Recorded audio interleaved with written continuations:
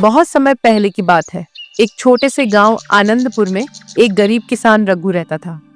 रघु का जीवन संघर्षों से भरा था, लेकिन उसकी ईमानदारी और मेहनत पर पूरे गांव को गर्व था। उसकी पत्नी गौरी और दो छोटे बच्चे मोहन और रवि थे। उनका गुजारा मुश्किल से चलता था, लेकिन वे हमेशा संतोषी रहते थे।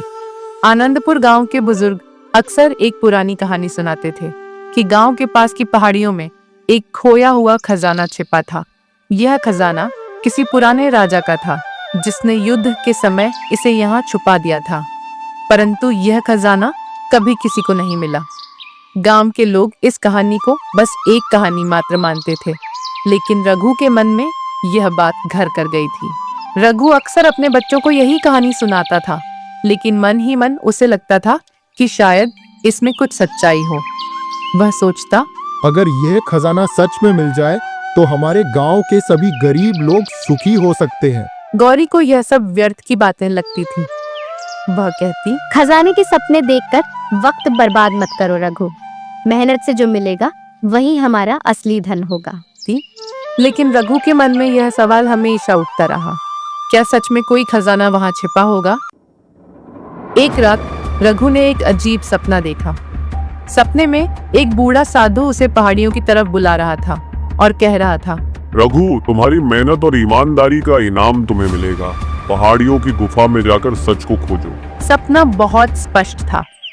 सुबह उठकर रघु ने यह सपना गौरी को सुनाया। गौरी हंसते हुए बोली, ये सिर्फ एक सपना है। खजाने जैसी चीजों पर भरोसा करना बेकार है। लेकिन रघु के दिल में यह सपना गहरी छाप छोड़ गया।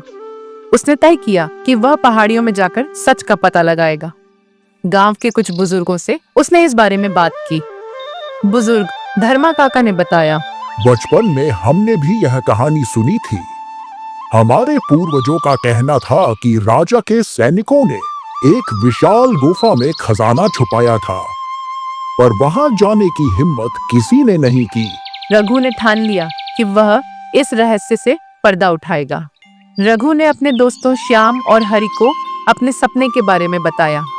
श्याम को यह सब मजाक लगा, लेकिन हरि थोड़ा गंभीर हुआ और बोला, क्यों ना हम एक बार कोशिश करें? तीनों दोस्त खाने पीने का सामान, रस्सी, कुल्हाड़ी और लालटेन लेकर पहाड़ियों की ओर चल पड़े। रास्ता बीहड़ और कठिन था, लेकिन रघु के हौसले बुलंद थे। रास्ते में कई मुश्किलें आईं। कहीं रास्ता बंद मिला तो कहीं जंगली झाड़ियां थीं, लेकिन तीनों आगे बढ़ते रहे। पहाड़ियों के पास पहुंचकर उन्हें एक पुरानी गुफा दिखी, जो काई और झाड़ियों से ढकी थी।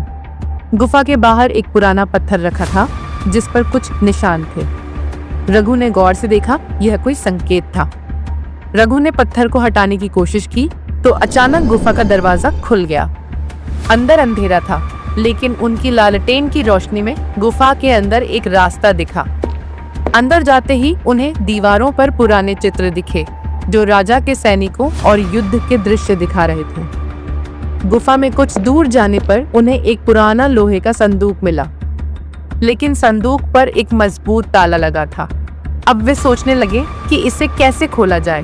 तभी अचानक गुफा में से एक जोर की आवाज आई और जमीन हिलने लगी। ऐसा लगा जैसे भूकंप आ गया हो। तीनों दोस्त घबरा गए, लेकिन उन्होंने हिम्मत नहीं हारी। हरि ने दीवारों को ध्यान से देखा और बोला, यहाँ कुछ लिखा हुआ है, शायद इसे पढ़कर हमें कोई इशारा मिले। श्याम ने कहा, यह तो संस्कृत में लिखा है, हमें पंडित जी से पूछना पड़ेगा। रघु ने तय किया कि वे गांव जाकर पंडित जी से मदद लेंगे और फिर वापस आएंगे। रघु, श्याम और हरि गांव लौटने के लिए गुफा से बाहर निकलने ही वाले थे कि अचानक एक तेज आवाज आई और गुफा का प्रवेश द्वार जोर से बंद हो गया। चारों ओर अंधकार छा गया। रघु ने घबराकर लालटेन की लौ तेज की और देखा कि गुफा का दरवाजा किसी भारी पत्थर के नीचे दब चुका था। अब उनके बाहर निकलने का कोई रास्ता नहीं था। श्याम डरते हुए बोला, हम फंस गए हैं, अब हम यहाँ से कभी नहीं निकल पाएंगे। हरि ने घबराकर दीवारों को छूते हुए कहा, हमें कोई और रास्ता खोजना होगा, नहीं तो हम दम घुटने से मर जाएंगे। रघु ने अपनी घबराहट को दबाया और कहा, डरने की जरूरत नहीं। इस गुफा में अगर खजाना छिपाया गया था तो कोई ना कोई और रास्ता जरूर होगा। हमें बस ध्यान से ढूंढना होगा। तीनों ने गुफा के चारों ओर देखा। अचानक हरि को एक दीवार पर कुछ अजीब निशान दिखे। वह पास जाकर उसे ध्यान से देखने लगा। उन निशानों में अजीब सी आकृतियां बनी थी, कुछ सैनिकों की, कुछ हाथियों की और कुछ राजाओं की। रघु ने दीवार पर हाथ फेरा तो उसे एक जगह पर हल्की सी धक्के देने वाली सतह महसूस हुई। उसने जोर लगाकर उसे दबाया। तभी जमीन के नीचे से एक अजीब सी आवाज आई। श्याम डरते हुए पीछे हट गया, लेकिन रघु ने साहस दिखाते हुए अपनी लालटेन आगे बढ़ाई। अचानक उनके सामने दीवार का एक हिस्सा खुद ब खुद खिसकने लगा और एक संकरी सुरंग दिखाई दी। हरि उत्साहित होकर बोला, रघु, लगता है ये बाहर जाने का रास्ता है। लेकिन जैसे ही वे अंदर बढ़ने लगे, अचानक गुफा की छत से मिट्टी और छोटे पत्थर गिरने लगे। ऐसा लगा जैसे पूरी गुफा ही हिल रही हो। रघु ने घबराकर कहा, हमें जल्दी करनी होगी, नहीं तो यह सुरंग भी हमारे ऊपर गिर जाएगी। तीनों तेजी से सुरंग के अंदर घुसे। यह रास्ता बहुत सकरा था और घुटनों के बल चलना पड़ रहा था। रास्ते में कई जगह पानी भरा था और सांस लेना भी मुश्किल हो रहा था। करीब आधे घंटे की कठिन यात्रा के बाद उन्हें सुरंग के अंत में एक हल्की रोशनी दिखाई दी। क्या यह बाहर जाने का रास्ता था? रघु ने हिम्मत करके आगे बढ़कर देखा। हाँ, यह रास्ता गुफा के दूसरी ओर एक खुले मैदान में खुलता था। तीनों खुशी से उछल पड़े। वे बच गए थे। श्याम ने राहत की सांस लेते हुए कहा, भगवान का शुक्र है हम जिंदा बाहर आ गए। हरि ने हंसते हुए कहा, हाँ, लेकिन अब दोबारा इस गुफा में जाने का नाम भी मत लेना। रघु ने पीछे मुड़कर उस गुफा को देखा और मन ही मन सोची, ये एक रहस्य से भरी दुनिया थी जिसे पूरी तरह समझना अभी बाकी था। इसके बाद वे तीनों गांव लौट गए ताकि पंडित जी को अपनी यात्रा के बारे में बता सके और इस खजाने के रहस्य को सुलझाने की अगली योजना बना सके।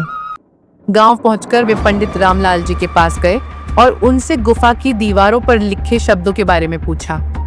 पंडित जी ने बताया कि यह एक पहेली थी। जो मेहनत करेगा वही खजाना पाएगा, पर लोभ करेगा तो सजा पाएगा। यह सुनकर रघु और उसके दोस्त समझ गए कि यह खजाना किसी लोभी व्यक्ति के लिए नहीं था।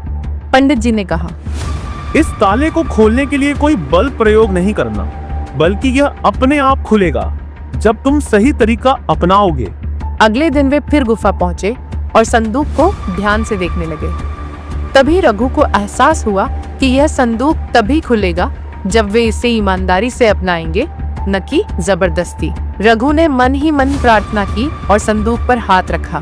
तभी अचानक एक हल्की सी आवाज आई और ताला खुद ब खुद खुल गया। संदूक खुलते ही उनकी आंखें फटी रह गईं।